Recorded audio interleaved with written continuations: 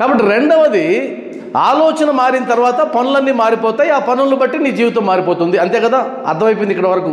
రెండవది, పరివర్తన చెందవలసింది నీ వాక్కు, మాట మార్చుకోవాలి. ఎన్నిసార్లు బాబావారు అన్నారు, నెమ్మదిగా మాట్లాడలేవా, ప్రేమతో మాట్లాడలేవా అని అంటే అది మనకు వచ్చేసిందా సాధన?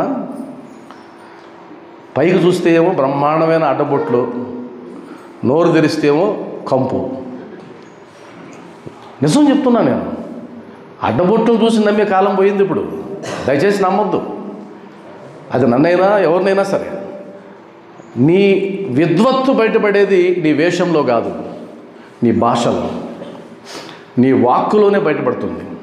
నువ్వు మాట్లాడే విధానాన్ని బట్టి నువ్వు సాత్విక గుణంతో ఉన్నావా, రజో గుణంతో ఉన్నావా, తమో గుణంతో ఉన్నావా బయటపడిపోతుంది. నువ్వు నోరు మూసుకొని కామ్గా ఉన్నంత వరకు నిన్ను కనుక్కునేవాడే లేడు ఈ ప్రపంచంలో. అందువల్ల మహాత్ములు అందరూ మౌనంగా ఉంటారు. ఎందుకు వచ్చిన తంట ఇది? ఈ పరిగమాల భక్తులతో మాట్లాడితే తంట, మాట్లాడకపోతే తంట. మనం మాట్లాడామనుకో, చూసారా ఆయన తప్పు మాట్లాడాడు, వెంటనే పెట్టేస్తాం. నువ్వు మౌనంగా ఉంటే పేచీ లేదు. అందువల్ల గోచి పెట్టుకున్న వాళ్ళందరికీ ప్రధాన ధ్యేయం మౌనం. మౌనం అది అద్భుతమైనటువంటి గొప్ప విషయం. అది మౌనంగా ఉండడం అంత సామాన్యం కాదు, అదో పెద్ద సాధన. మౌనంగా ఉండగలిగితే గొప్ప విషయం. కానీ ఇక్కడ మనం సంసారంలో ఉన్నాం, గృహస్థు ధర్మంలో ఉన్నాం. నేను మాట్లాడినంటే ఎట్టా? మీరు ఆటో ఎక్కిన తర్వాత ఎక్కడికి పోవాలమ్మా అంటే మౌనం. మాకు సత్సంగంలో చెప్పారు, అది కూడా మనసులో అనుకోని. నిన్న మా కండక్టర్ అడిగాడంట, మా శకుంతలమ్మని మా పుష్పక్కని, ఎక్కడికి అంటే ఆధార్ కార్డు ఇచ్చి గమనం ఉన్నారు వాళ్ళు.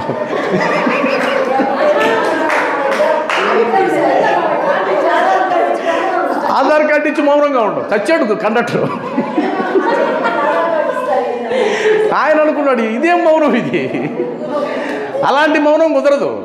ఇద్దరు భార్యాభర్తలు, ఆయన ఉదయం నిద్ర లేపమని చెప్పి కాగితం రాసి ఆ భార్య దిండుకాడ పెట్టాడు. మౌనం, మాట్లాడకూడదు. 5 గంటలకు నిద్ర లేపు అని ఆమె దిండుకాడ రాసి పెట్టాడు. ఈమె 4:50కి లేచి 5 గంటలకు లేయి అని చెప్పి ఆమె రాసి పెట్టింది. ఈ మౌనం ఏం చేసుకుంటాం? కాబట్టి మౌనం మనకు కుదరదు, మౌనం కుదరదు. అలా మౌనంగా ఉండే స్వాములు నేను కొంతమందిని చూశాను. వాళ్ళు పడే నరకయాతన సామాన్యం కాదు. వీడేమో ఇచ్చేదో అడుగుతుంటాడు, ఆయనకేమో చెప్పాలి. మౌన వ్రతం చచ్చినట్టు ఆ పేపర్లు కట్టబెట్టుకొని రాస్తూ ఉంటాడు. ఇంకేంది మౌనం ఇది? నువ్వు పైకి మౌనంగా ఉన్నావు, లోపల మాట్లాడుతూ ఉన్నావు. కాబట్టి అది మౌనం కాదు. మౌనం అంటే శారీరకంగా మానసికంగా నువ్వు మౌనంగా ఉంటే అది మౌనం. నువ్వు మానసికంగా మాట్లాడుతూ ఉన్నావు, పాపం పైకేమో నువ్వు వ్రతంలో ఉన్నావు కాబట్టి నువ్వు మాట్లాడలేక రాసిస్తూ ఉన్నావు. రాయడం కూడా భాషణమే. ఆ చిన్న విషయం తెలియని వాళ్ళు స్వాములు అయిపోయారు. నేను నిజంగా మాట్లాడుతున్నా. ఆ చిన్న విషయం రాయడం భాషణం కాదని ఎవడు చెప్పాడు నీకు? రాయడం భాషణమే, పాడడం భాషణమే. పాట భాషణం, మాట్లాడుతున్నావు నువ్వు పాట రూపంలో. కాబట్టి మనకు మౌనం కుదరదు. ఇప్పుడు ఏం చేయాలి? మనం నోరిప్పాల్సిందే.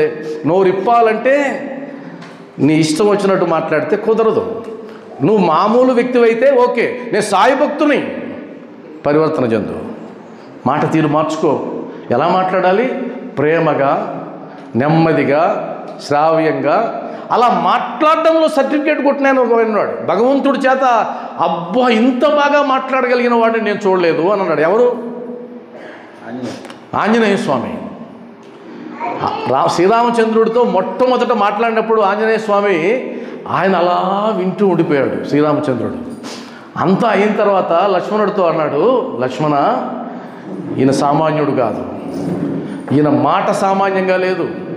వేదాలు చదివిన వాడు కూడా ఇంత అద్భుతంగా మాట్లాడలేడు.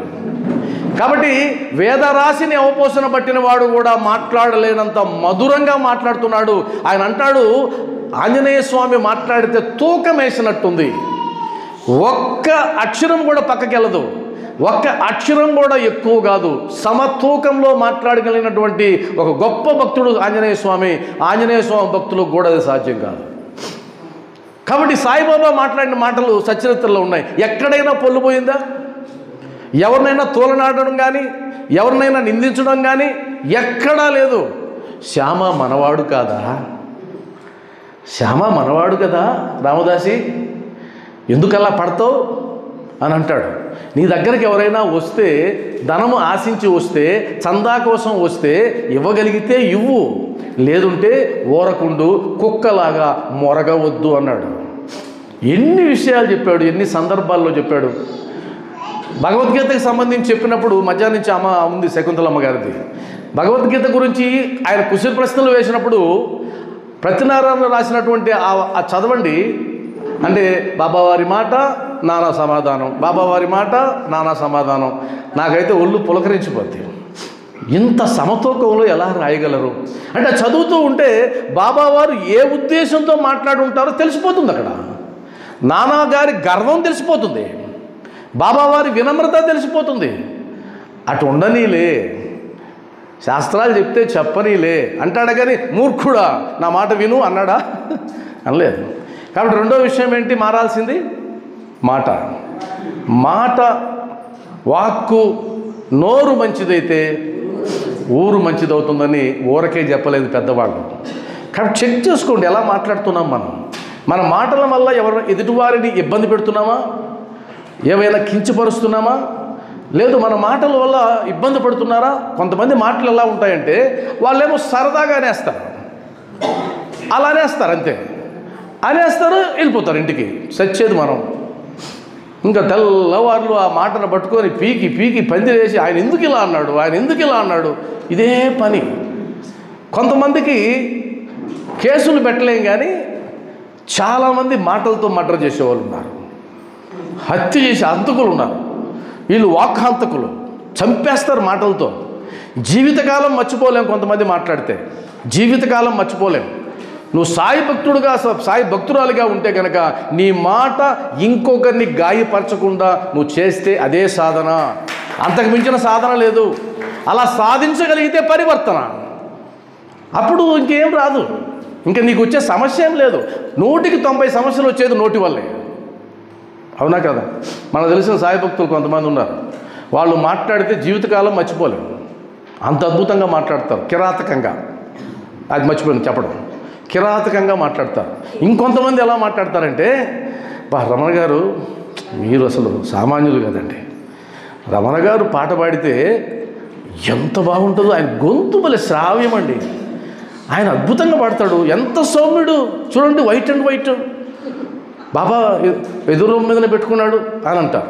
ఈయన మాట్లాడి కృష్ణ గారు బాగున్నారు అని వెళ్ళిన తర్వాత, ఇప్పుడు దాకా నేను చెప్పానే, ఆయన పైకట్టుంటాడు అంతే, లోపల దుర్మార్గుడు. అసలుదేది ఇది, ఇప్పుడు దాకా మాట్లాడిన మాటలన్నీ నకిలీ. అర్థమైందా? ఆ యాక్షన్ కూడా చేయాల్సిన అవసరం లేదు సాయి భక్తులు. ఒకవేళ నీకు నచ్చని వాడైతే దూరంగా వెళ్ళిపో.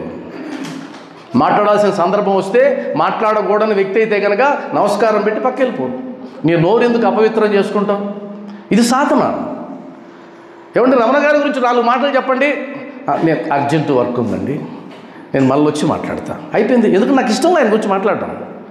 ఇలాగైనా తప్పించుకోవాల్సిందే కానీ వాక్కుని అపవిత్రం చేసుకుంటే ఆధ్యాత్మిక సాధన కానే కాదు. నీకు ఒక విషయం, కొంతమంది నోట్లో అలా అంటే అయిపోతాయి పనులు. ఎలా వచ్చింది వాళ్ళకి ఆ శక్తి? ఆ వాక్శక్తి ఎలా వచ్చింది? వాక్కుకి శక్తి ఎలా వస్తుందంటే అది కొన్ని నియమాలకు, కట్టుబాట్లకు, నిజాయితీకి మారుపేరుగా నిలిచి సత్యం మాత్రమే మాట్లాడేటువంటి సాధన చేసిన వారి వాక్కు నుంచి ఏది వస్తే అది జరిగిపోతుంది అంతే. చాలామంది అంటుంటాం, వాళ్ళు కానీ ఒక మాట అన్నారంటే జరిగిపోతుందంటే 2 రకాలుగా అంటారు. అంటే నాలుగు మీద తేలు విషం ఉండేవాళ్ళు, ఇలా వాక్శుద్ధి ఉండేవాళ్ళు. కాబట్టి ఇప్పుడున్న వాళ్ళు, ఇక్కడ నా ముందు కూర్చున్న వాళ్ళు, మేము మా వాక్కుని గమనిస్తూ వచ్చాము 10-15 ఏళ్ళుగా. నాకు తెలిసి, నాకు తెలియక నా మాటతో ఇంకొకరిని నేను బాధ పెట్టలేదు అన్నవాళ్ళు ఎంతమంది ఉన్నారు మనలో? ఉండరని నేను అనడంలే, ఉంటారు ఖచ్చితంగా. అసలు ఆలోచిస్తున్నామా? అలా ఆలోచిస్తుంటే గొప్ప విషయం.